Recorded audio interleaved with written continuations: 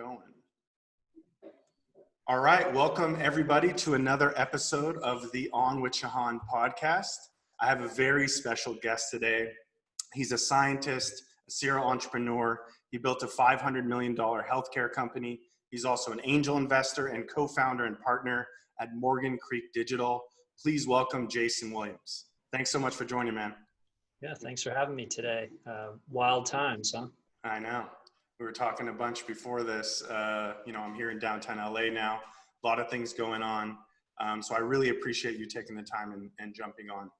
So just to give some people some context, I've been following you on Twitter for some time now. I love all the updates that you have. You're a really great voice to follow. So I just wanted, for those that don't know you, could you just give a background on yourself, what you've done in the past and what led you up to do what you're doing now today? Yeah, so my background's in healthcare, finished PA school. So physician assistants are part of a medical team that was born out of the Vietnam War, actually. So in 1974, Duke University started a PA program to take naval corpsmen that were exiting the war and transition them into civilian practice. So you had all these like medics that were really qualified to save your life and do a lot of field medicine. There was no equivalent job program for them in civilian world. So a lot of them drove ambulances or just exited healthcare. Right. So this program started at Duke, and I was actually in the first class of physician assistants at a new program in Fayetteville, North Carolina, at a school called Methodist College. I graduated that program, went off to Yale to start to participate in a surgical residency program for PAs. I thought I wanted to do like orthopedic surgery. Ended up dropping out after I already had my license, but dropped out of the residency and started a company called FastMed. And that company became the nation's second largest urgent care and primary care practice in the country. From 0 employees to 1,400 employees, 127 locations across the country. Took it through a few private equity exits, the first in 2010, with a small venture group that really dealt in distressed assets called Convest Capital. Then I did a deal with Blue Cross Blue Shield of North Carolina, which was interesting because it was the first time a major payer in the United States had invested in the provider side of healthcare. And that was about a $20 million deal. And then in 2015, I sold the whole company to Abry, which is a Boston-based private equity firm. Yep. And that balanced out about a $500 million adventure for me. And that was really my life's work as an adult. I started the company like when I was 25. So that's kind of the medical side. And at that point, when you were building the company, did you know at some point, to have I think you said the second biggest urgent care. Yeah. So did you know at some point this is working, or I just need to put time and energy into this? And when did you know that? What were the things that you saw? Well, it's a great question, and it really goes through kind of an evolution of thought because I'll tell you, I grew up with immigrant parents. So my mother is Sicilian, and my father is from Manchester, England, and they worked, I would say, typical career paths for immigrants. They own their own businesses, pizza places, bars, things like that. So I grew up around people who were hard workers that kind of owned their own careers. And so it was very unnatural for me to go the route of like highly educated employee. And once I started to really go down that route, that kind of route, and accumulate a lot of debt because I was borrowing everything I could to pay for my education, undergraduate, then graduate school, then master's degree, et cetera. I was just freaked out. I was like, man, I'm going to be a highly paid middle manager as a PA. I'll never control my life. People will constantly be screaming down the hall at me, and I'm punching a clock. Even though I'm making $50, $100 an hour, it's still a kind of a horrible existence. So I knew I didn't want to do that. The second best thing, or what really came to bubble up as the next opportunity, was to own my own business. And what could I own was my own practice. Then I don't know when I read Robert Kiyosaki's cash flow quadrants, but I definitely recommend that your listeners read that book. Okay. Because what I learned very quickly was worse than being a highly compensated middle manager, like punching a clock, is owning your own business and taking on the full burden of that debt and that risk, right? So being a independent contractor or owning your own business is an inflection point that you either win it all or you lose it all. Right. It's really binary, or you drown slowly, but that's kind of what I realized then. So how did I know it was working? The first urgent care I opened, I practiced all the hours in. I worked nights in the emergency room to pay my bills, and then I worked all day in the urgent care. And people seemed to like me. I was practicing medicine. I was able to pay the bills. The system was working, although I didn't have all the answers at that time. This is like 2001. I knew this thing could work if I could scale it. So again, going back to Robert Kiyosaki's cash flow quadrants, I knew really quickly though I couldn't stay in the single practice. I owned the urgent care because I was only making money if I was seeing the patients. Right. So the evolution is to go from being an independent contractor or a small business owner to actually like getting some scale. So other people are working the hours and I'm working on the business. So that's true business ownership to me, is like, are you looking at the finances, coaching for improved performance, hiring staff, duplicating your effort, finding repetition, right? Repetition. Can you reproduce what's good, stomp out what's bad? And that's where Clinic 2, Clinic 10, Clinic 20, Clinic 50, Clinic 100, that's where you really start breaking things and growing. And before it was all over, I went from one clinic seeing like 35, 40 patients a day to seeing 5,000 patients a day with the full clinic.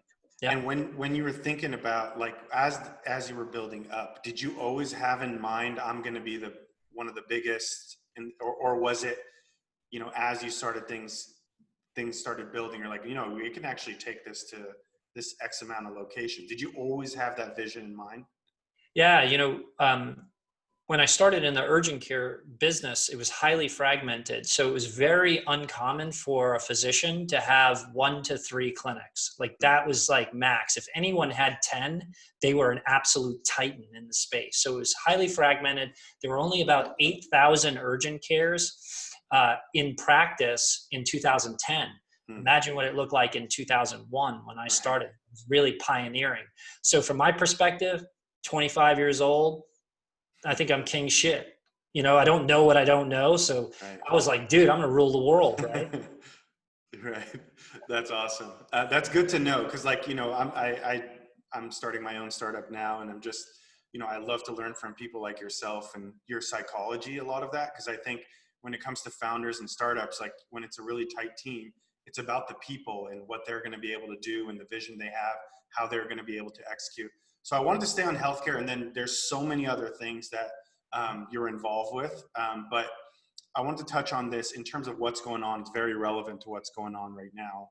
So coronavirus, I follow everything. I'm on Twitter all the time. I read all the conspiracies too. I read all the news, use a bunch of different sources, a lot of different podcasts I listen to finally get something that maybe it has some remnants of truth. But from your perspective, just starting on this question is, how do you think we responded to this crisis? And then what are some lessons learned maybe for the next wave, or what do you think is going on overall right now? Just wanted to get curious from your thoughts, somebody that's in the industry, somebody that actually knows what they're talking about, to give their feedback on what's going on. Yeah, I love that you frame that with that you look at conspiracy theory too, because it's fun, and let's do this. Let's just explore it, taking in all the wild potentials, because I don't have all the answers, but I like to do what I like to think the way that you're thinking about this. Right. So was coronavirus a failed biological weapon or some type of a successful successfully unleashed biological weapon? I mean, I don't know, but it's interesting to think about, when you see how China responded in Wuhan initially, and how the world overmodulated to shut down the economies of countries, Right. to protect against something that, even today, I mean, coronavirus has what, 7.5 million confirmed cases, 113 deaths in the United States, maybe 2 million affected in the United States. The next country, I think, is Brazil, then maybe India, or no, the UK, then India, something like that, in terms of, people affected. But and just a quick correction there. I know what you meant. You meant 113,000 Americans. Excuse me, Yeah. 113,000 deaths. Yeah, 113,000 deaths. 2 million Americans affected, positive with COVID. So, when you think about that in the scope of, car accidents, accidental death, heart attack, stroke, whatever, the numbers aren't kind of, they're not lining up compared to how we've reacted. Now, I'm not underestimating, how virulent or how bad COVID-19 could be, because it's doing a lot of weird stuff and we don't have natural immunity to it. It affected the whole world, and still is. So in terms of how we reacted, very aggressively, very aggressively. I think some people wanted to take herd immunity as an approach. Right. And we were a little slow, then closed down the borders, then shut down the country. And, from my perspective, it hit home in so many different ways, because, I've been down here at home since March 18th. Wow. I had to shut down my startup. We had to shut down our our family restaurants. I had to lay off over 100 people, which has contributed to, a massive kind of eradication of employment. I mean, we literally wiped out all the jobs that we created since 1933 in this country. Yeah. And hopefully, we come back. But I'm concerned that once everyone goes through their phases of reopening, there's not going to be the same businesses there that we had before. And you're seeing that play out now with weird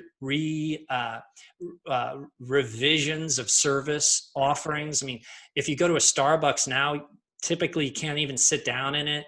They may have some kind of curbside pickup. I just read recently Starbucks is closing down 400 stores. This is, and imagine Starbucks is a high margin restaurant business that is probably a world-class operator. Well, what happens to the rest of them that aren't world-class high margin restaurant? I mean, small businesses employ massive amounts of people, and they're absolutely being annihilated right now. So I rambled around the block here. From my perspective, though, we don't know what we don't know. This could have been some kind of weird bioweapon. We as Americans and our leadership freaked out, freaked out in terms of their response. We turned it over to academia. Academia is always going to be uber conservative. They still are. Right. Our president seems tired of COVID now and has literally turned around and said, open back up.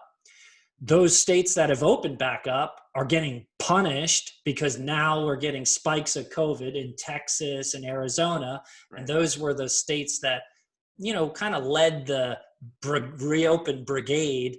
I haven't heard much about Georgia, but maybe I haven't followed any epidemiologic trends there.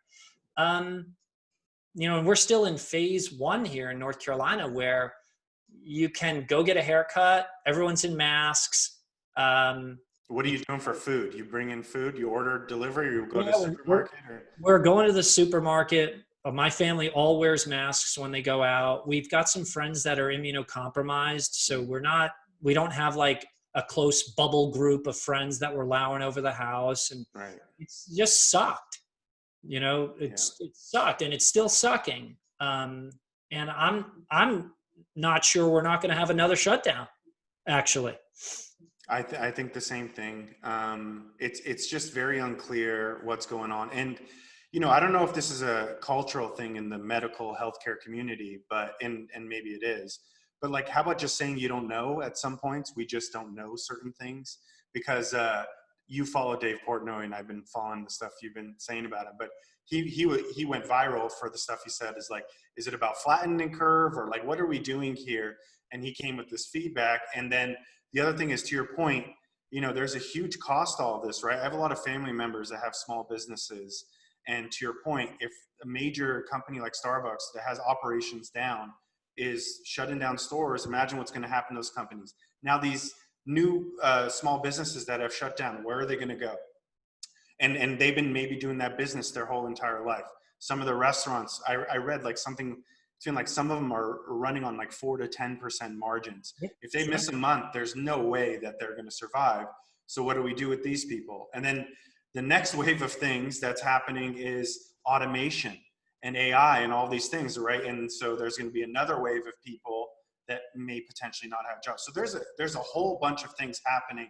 And the thing that really frustrates me with what's going on in government right now is it's not an age thing, but the age of people that are involved. When we talk about Bitcoin, I know you love Bitcoin and technology and AI and all these different things that are going on.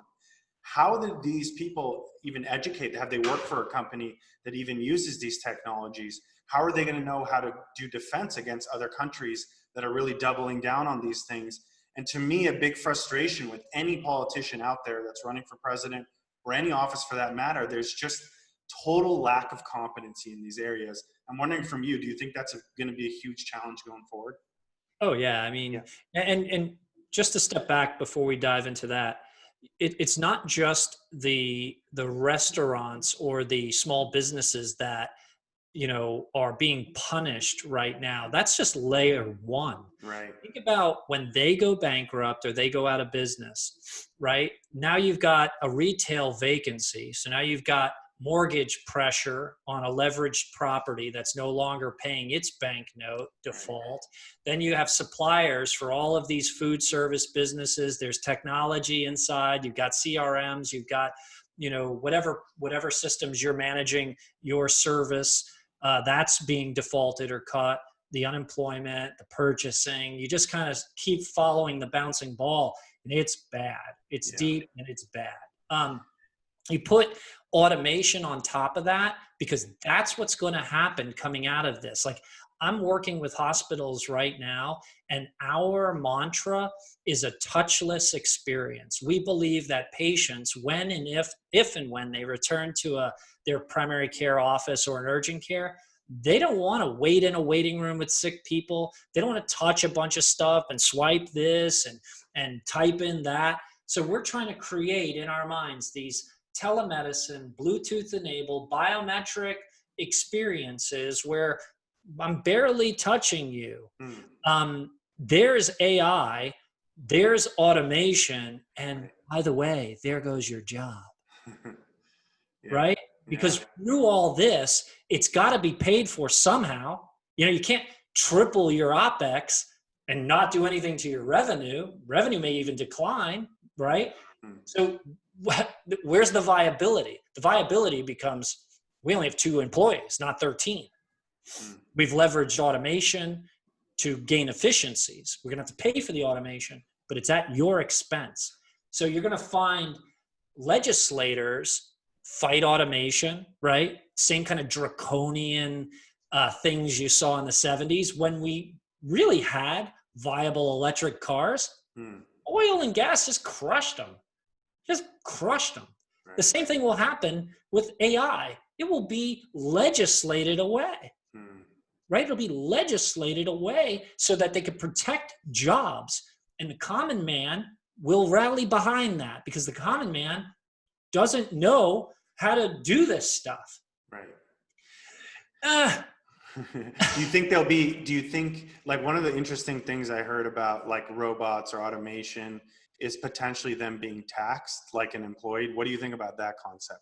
I thought that was an interesting take on it. Yeah. Yeah, I mean, look, you're going to have to somehow come up with ways to backfill the loss of jobs that will be created through modern efficiency and automation. Mm. And you may be able to do that by taxing the shit out of those jobs that are lost, right? So there are economic incentives that guys like me that build big businesses get when I come into a small town. They'll say, Jason, for every job you create, I'll give you $2,000 of tax abatement or some type of a bonus, right? So if I make more jobs, I continue to rack up these kind of gifts from local municipalities. The reverse may happen. For every job you eliminate through automation, you may have to pay like a luxury tax. You know, drive the Lambo, pay for Lambo things. You know, play stupid games, win stupid prizes. You may get the reverse of that. And I may be in favor of that. I don't think it's something that seems onerous. Yeah. And as you see, you know, the landscape is changing now. You mentioned that you laid some people off for your startup. Yeah. You're also an investor. People. Yeah, right. I mean, it's not a small amount of people, right? And as an investor at Morgan Creek, you're also an angel investor. How are you looking about it, what you're investing in for the future in the near term and the long term, or are you focusing more on how do I support the current portfolio that you have in place today? Yeah, I mean, that's a very intuitive question because we've had those discussions internally. I work at one of the things I do is I'm one of the general partners at Morgan Creek Digital Assets with Mark Yusko and Anthony Pompliano. And right now we are actively raising capital for our second big fund. And we've deployed over 60% of the capital we've raised into different venture investments and Bitcoin in particular. I am in two schools of thought. Right now, it's impossible to get meetings to raise capital because we can't travel and you know, we can do some stuff over Zoom, but it's really, really hard to get new money into a venture investment vehicle. So the people who are raising right now are getting re-ups. So they're established clients that are just following on investments that they've already done. The venture investing landscape is challenging right now because everybody has reports that have a little asterisk on them. And that asterisk is like their EBITDA C model, the COVID effect, whether it crushed their revenue in totality. They've had to pivot to survive. They've had layoffs. They've had to hedgehog, which is a term I use that came out of Jim Collins' Built to Last and Good to Great books, you know, roll into a spiked ball and not get eaten, right? So eventually you have to unroll yourself and kind of find food. And I'm seeing some of the portfolio companies, you know, come out of their spiked ball. But, you know, it's super challenging deploying capital into that space. Luckily, you know, 99% of what I'm investing in right now was like a chaos hedge. Like everything we've talked about for the last 3 years was like, what if we get into a perpetual situation of hyperinflation? What if the government puts on the money machine, you know, money machine go burr? What if, you know, the US dollar starts to be threatened as the global reserve currency? What if we have a period of instability domestically or internationally? I didn't expect everything to happen all at once, you know, but that's kind of where we are right now. And then throw a pandemic on top of it. Yeah, no, absolutely. And I think that's the same thing I was thinking through. You know, I got into Bitcoin about 2016, end of 2016. So I did get it before it crashed, luckily. It was just complete luck of who I met at that time. Yep. But this is the stuff I would talk about too. And people would laugh. They're like, no, the US dollar, this and that. Then you see what Japan's doing. I think they printed like $1 trillion or maybe two. And then US, we're going to get there too. Everyone is printing all of this cash. Nothing is being produced. This is the scenario that as Bitcoiners, we thought was going to happen. But to your point, We didn't think that all of these things would line up in these ways. I was on with Jimmy Song yesterday. He's a Bitcoin guy. He was on the podcast, and I was asking him, why is there so much vehement opposition to Bitcoin? Like, even when I talk to my friends and my family, like, it's almost like I was telling them, like, a religious opposition in terms of, like, you're so stupid. Jamie Dimon calling it a fraud. You have a Gemini sweatshirt on now. He's banking Gemini. He's banking Coinbase. And so you see them go through these different cycles, and maybe it's now because they can start making money off of it. I don't know. But to your point, what's the Bitcoin scenario now? And then why do you think there is so much opposition? And do you think this scenario will kind of take a lot of that away, a lot of the edge off the conversation? Yeah, I mean, if you bring up people like, Jamie Dimon, Charlie Munger, Warren Buffett, they have a lot to lose if Bitcoin succeeds. I mean, it's that simple. If you look at Warren Buffett's portfolio, it's banks, it's insurance, it's traditional assets. Right. Then you talk about us coming and digitizing the capital stack, taking all stocks, bonds, currencies, and commodities, digitizing them. Right. Bitcoin threatening central banks and lending and interest-bearing accounts. So obviously in the beginning, they'll hate it. And those that want to survive will have to adopt and accept it.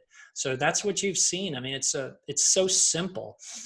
When you see, and I like seeing these things. I don't like the kind of arrogant disrespect that's happening with like El Presidente, and because I don't think the financial networks or markets have ever seen someone literally go on TV or have the audience that he has and go, Warren Buffett's an old bag of bones. He doesn't know anything. Don't come up against me, old man.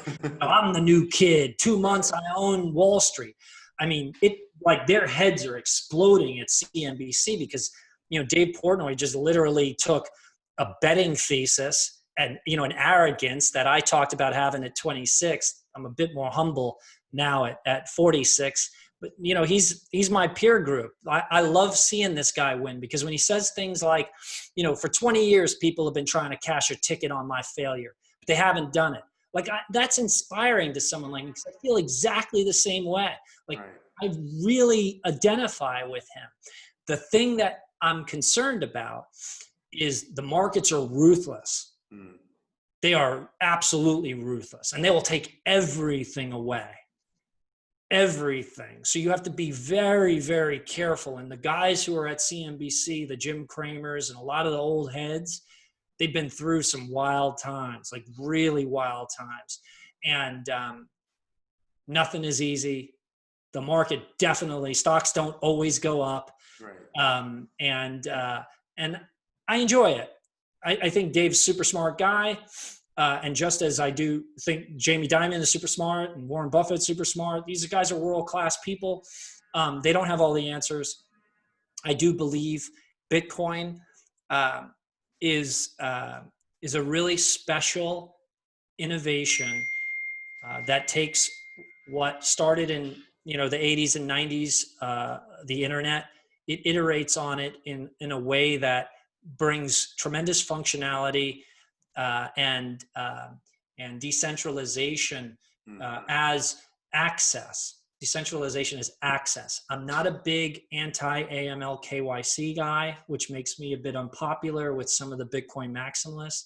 My investments aren't to circumvent and anonymize, even though there are some components of crypto that allow for that. It doesn't compel me to its use case. Right. I'm interested in banking the unbanked, having options. It's one of the reasons that I work the way I do. And people say, oh, you don't really work 100 hours a week. Fucking sit here with me. Sit right here. You'll see 100 hours a week of work and effort that you haven't seen before. I want to be a billionaire. When I banked my first $1 million in cash, I realized I could do it. When I got to 10 million, it was amazing. When I got to 100 million, I knew I could get to $1 billion. But having $100 million and having $1 billion is a totally different animal, right? Most of the people that I've met, and I've met a lot of billionaires, they all have been divorced. They all blow up along the way. I'm trying not to do that. Super, super hard. got to pick the right founders. You got to communicate, and you have to be committed to it. I'm not there yet, but I want to be there. And I want to be there because I want the options that billionaires have. I want the effect that billionaires have. I want to be able to do the things that billionaires can do. And I'm not talking about flying private jets. Let's talk about this. This is actually very interesting to me because that's a goal of mine too. Not the money, but the impact I could make to that point. So, and then I, like you, I actually have somebody on next week that was like a mini Wolf of Wall Street. He did a lot of shady things, a lot of greed, put him in prison. Similarly, family was broken, all those things. Family's so important to me. And so is like my relationship with my wife and starting a family and all those things. So like, what's some advice? Like I have those ambitions. I don't want to run into those problems. It's not that important to me to be a billionaire, to give everything away like that, you know, all my soul away from that.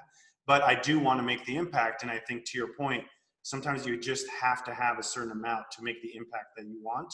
Of course, you can do a bunch of stuff. I'm sure you're doing millions of things now before you get there. But how do you keep yourself grounded, you know, even where you're at? I mean, people would dream to be where you're at right now. How do you keep your head grounded? And then how do you still have, like, you know, when you watch The Last Dance with Michael Jordan, how does he continue to win championships with all of that money? Or like Conor McGregor, how does he fight another match? He just made $100 million. He's worth over 100 million. So just touch on that. I'm very fascinated with this subject. Yeah. So how old are you? I'm 31. All right. So, you know, a few years ago, you were 25. And 25 kind of clicks along like this. You know, got your whole life ahead of you. You're not quite sure what you're going to do. You maybe finish school, starting to think about career, dating still, not married, right? Getting to your late 30s, now you're married. You got a career, you know, things are on the line. You got a mortgage, got a car, wife's car, school, thinking about kids. Maybe you have a kid, life's picking up. Then you get in your 40s, and now, you know, you're starting to feel life a little bit. Right? You can't just kick everybody's ass around you. You got to think a little bit more, right? You may have been humbled and had to take a few steps back along the way. So for me, life is like a blink and it's over, right? And you're only given this life. And I don't want to be remembered as a douchebag or not remembered at all for doing nothing, just taking. Right? So at this point, I want to leave some kind of legacy and I want to build things and I want to try to fix things. And I was talking to Leah Halperin this morning. We had a conference together and we were following up on a podcast that we did. And I had made some statements that I call it the effect of one, because they were, and it wasn't her specifically, but some of the people that were hosting the podcast we're downplaying what an individual can do. And I simply said this to Leah this morning. Leah, imagine if I was the cop who was arresting George Floyd. I asked her, do you think I would have choked him and killed him? She said, no. And I said, you're right, I wouldn't have.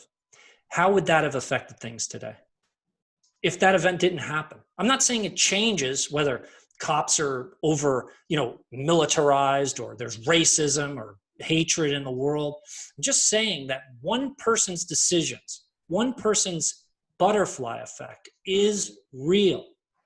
It would have changed the whole trajectory of a lot of people's thinking and experiences. You wouldn't have looked out of your window 2 weeks ago or a week ago and seen rioting, right?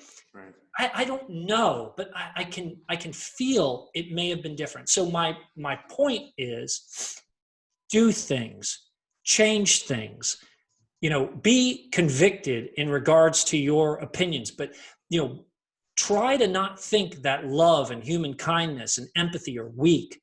I actually think they're very strong skills. Let's not put people down for feeling that way, and go out there and make change. Make change. Because I'm tired of this bullshit, negative, hatred, burn it down, you know, kill everybody, war, and, you know, separation. I'm tired of it. And I think a lot of people are tired of it. Like, let's move on. It's boring. right? Aren't we more intelligent than this? Or is this the animal kingdom? Are we just out here running around in trees, snatching at, leaves and stuff? Is that what we are? Because it feels like that when I turn the TV on. We just look like we're running around, just out of control. I'm tired of it. And when enough people get tired of it, change will happen. Change will happen. It feels like it's now, but I don't want the government to throw us enough, enough little trinkets and shiny things that we stop. I hope that we don't. But we've got to, we have to change, and we have to stop thinking that human love, compassion, empathy are weak. It's over. Let's stop that. Yeah, no, I 100% agree. And I think that our view of the government is completely wrong in terms of how we perceive it. They're there to serve us, and the officials that we vote in are there to serve us. And it's not their agenda that they get approval from us on. It's we should have what we want, and then we go to the government to serve us to do that. And I think, to your point, a lot of the reason why this dialogue isn't happening is the media, those in power, these different leaders are not allowing this dialogue to happen. That's your enemy. Don't talk to them. Everything they say is bad. And both sides are saying this. There's no dialogue that's happening. Finally, I think we're getting there, where a long format, like a Joe Rogan, that's what I was trying to do here too, like a long format discussion, no talking points, no sound bites, no we're cutting for commercials, let's shut down that person's mic. These aren't real conversations. Even the presidential debates, when I watch it, I was like, we're electing the most powerful person in the world, and we're giving a 2-minute break so we can look at which Lexus to buy next, after that in terms of a commercial. No, and by the way, the moderator is competing for celebrity. Right. Oh, absolutely. Did you see, I don't know if you saw there was a Joe Rogan episode with The Hill. I'm not sure if you follow The Hill, but they had the two people, one person on The Hill, it's like an online YouTube news channel, but it's getting really big. One person was a former host on MSNBC. The other one was a White House correspondent. And the reason why they left and they started this news, which a lot of people now really trust, is because what they said was that every day in the news cycle, they're given a message of the day and the talking points of the day. So their personality that's expressed is within those guidelines in that framework. And so if you think about that, and then you watch a piece of news, you look at Fox, or you watch something happen in real life, and then you watch Fox, MSNBC, and CNN, they're all saying the exact opposite thing and not what you were thinking when you were watching those things. So everything is framing the way that you're thinking these things. And I think that is what's called, and then social media on top of that, everyone wants to look good. Everybody wants to show that they're doing something. And then this creates just a fake mess of things with no one talking to each other. So how is dialogue going to be had to have the right solution? So I think it's a whole convoluted mess of things that are going on right now. Yeah, I mean, you're everything you just said is so dead on, because you're having this attack on humanity and human kind of success, and it's coming through hot takes, trending words on Twitter, political ambitions, and news media, looking for sensational headlines. What's real? So when President Trump, regardless of where you are and your political leanings, says fake news, sort of true. We try to unpack what we're hearing, but it's literally impossible. And it's really a challenging environment if you're not a deep thinker and someone that takes their pulse first, which I do. When something happens, there's an emergency or something, I take my own pulse first and then I react. A lot of people don't do that though, so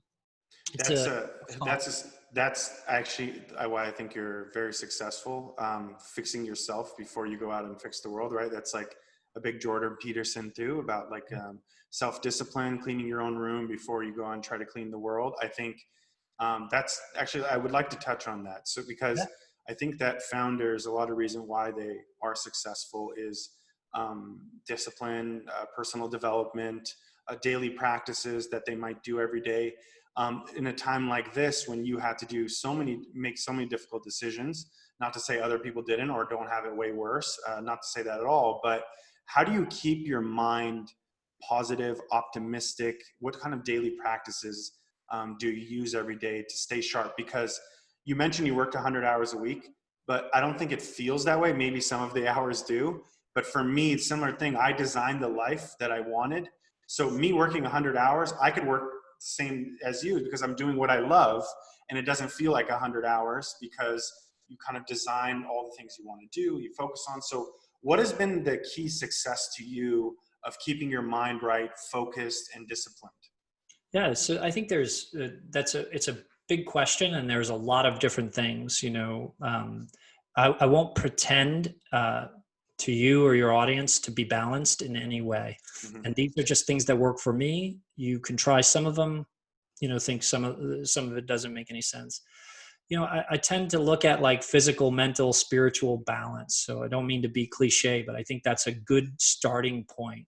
So physical fitness is super important to me. Before I even started on this adventure, um, I've always been in the gym, always been playing sports. So I never stopped that. So up until recently, with this March 18th, I've been in the gym every day.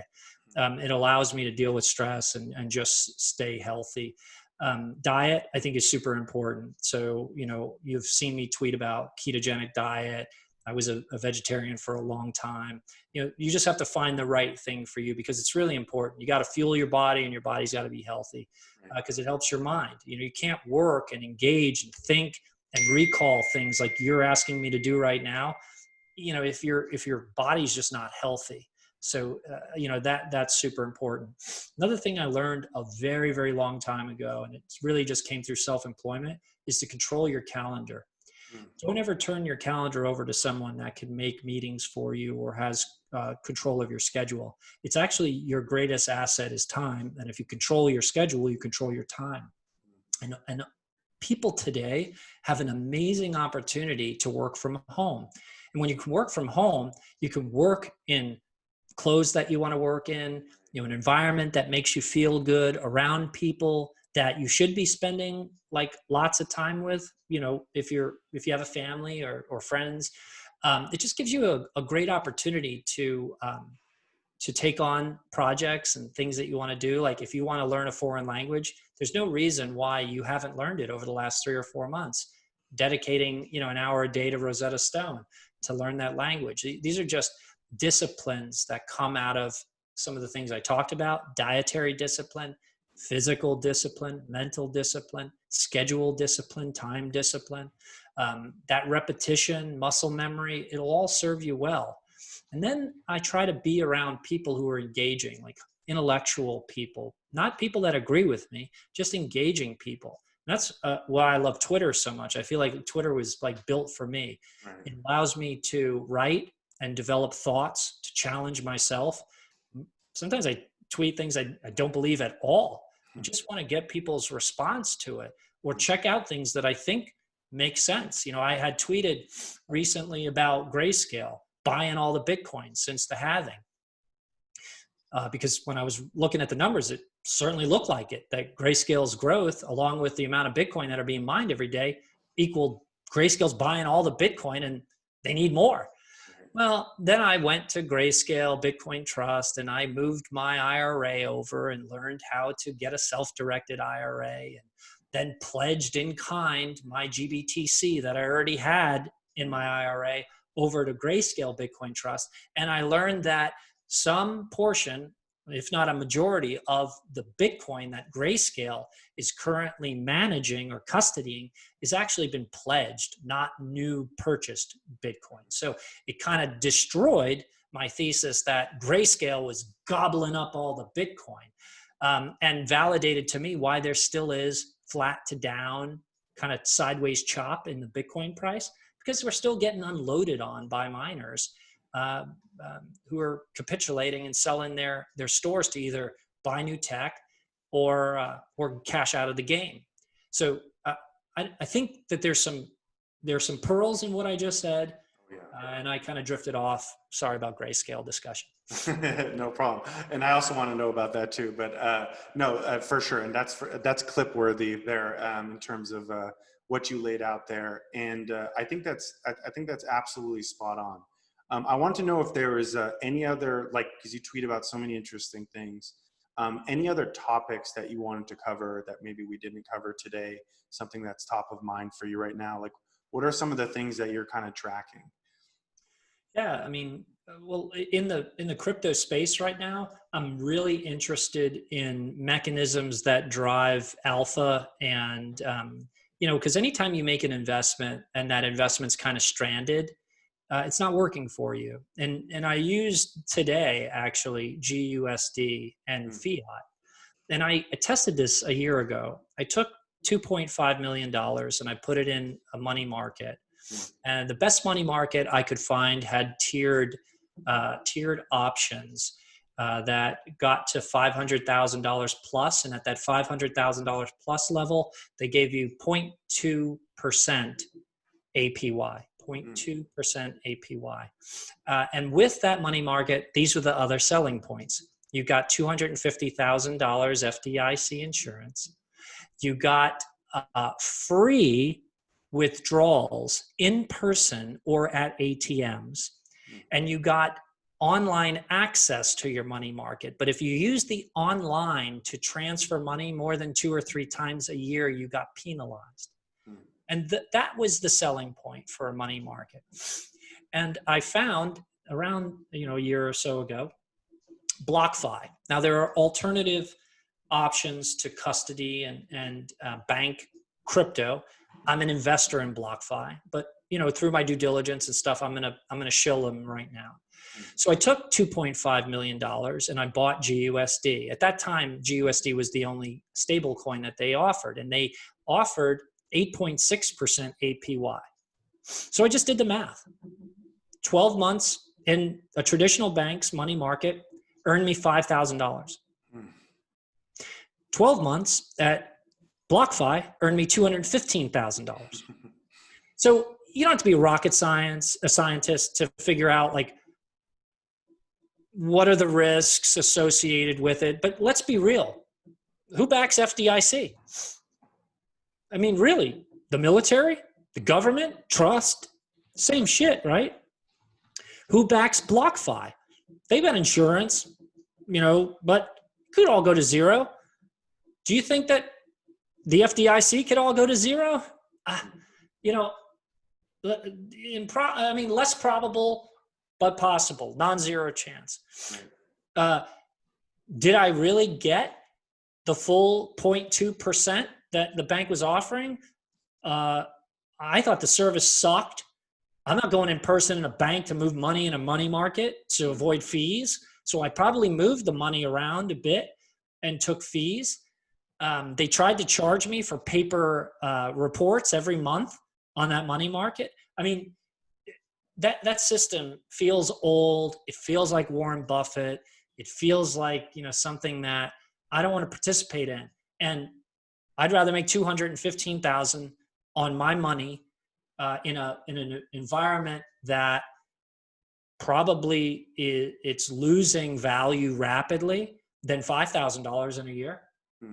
I think that's super interesting to me. So DeFi is interesting. Staking mechanisms, Tezos, Decred, Right. Rune. Those are interesting mechanisms to me. What's happening with, I was reading recently, and this may be directionally correct or totally incorrect, but there are more Bitcoins staked in Ethereum's DeFi than there are on the Lightning Network right now. Wow, I didn't know that. Right? So I hope your readers or listeners check that out. But I think that's right. So there's obviously people who are trying to earn interest in staking mechanisms and DeFi with Bitcoin. I think that's super interesting.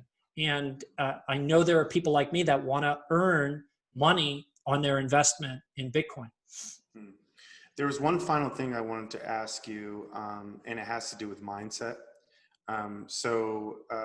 This is a thing I've finally, I'm never going to master this, but I finally got a control of it, which is like making the noise outside, whether it's people in your life, family, friends, former coworkers, whatever it is. uh, feeling like you're being judged or whatnot, or, you know, you're wasting your time, or you're going to fail, this is your fifth thing that you're doing and whatnot.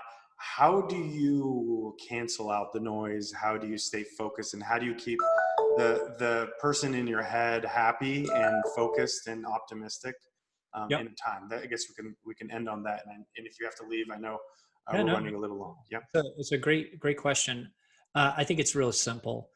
Um, People need to learn or kind of turn on internal motivation.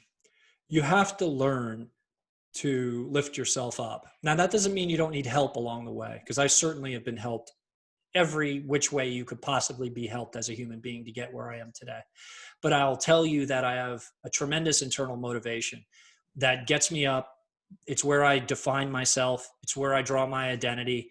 I don't allow other people to define who I am. They try often. There is a long line of people waiting for me to fail. Mm-hmm. You know, as I referenced, why I identify so much with Dave. You know, because I feel the same way in my life. Like, people on Twitter, people in real life, you know, haters, whatever, they're waiting for me to screw up. They're waiting for me to fail. So they're waiting for me to bust out at this investment craps table. You know, I'm not going to do that. And if it does happen, I'll come back because of the kind of person I am. You know, I'm not built out of like paper mache, you know, built to last. You know, it's all those things that I told you about investing in: my mind, my body, you know, my own physical drive, all of that stuff. It keeps me where I am. Like, I want to operate at the highest level I can for as long as I can, because that will allow me to have that big butterfly effect that I've been thinking about a lot now, like the effect of one. That's so important. You can be a high impact individual. You can change the world. Don't let people tell you you can't do something. It's just loser talk. Like, and if you're around people doing that, man, cut them out of your life. Tell them to go fuck off, whatever. But just get them away from you. You don't need to hear it, because it will wear you down. You'll start to believe that, you know, you can't do it. You know, I just don't subscribe to it. I have very low tolerance for that kind of behavior. Yes, that's oh man, that's such great advice, because those thoughts will linger into your subconscious, and then eventually, it doesn't matter if it's true or not. If enough of that information comes in, it will be true. I'm telling you, I get physically agitated when I start to hear people tell me like why I can't do it, or why they can't do it, or why we haven't done it. All that stuff, I just get super pissed off. And eventually, you know, I'm not going to hang out with you. I'm not going to work with you. You can go can't with someone else. Right. Yeah, that's not helping anybody. So how do people follow you, Jason? I've gotten tremendous value from following all your work, and you were so gracious to come on today. So I just wanted to thank you so much.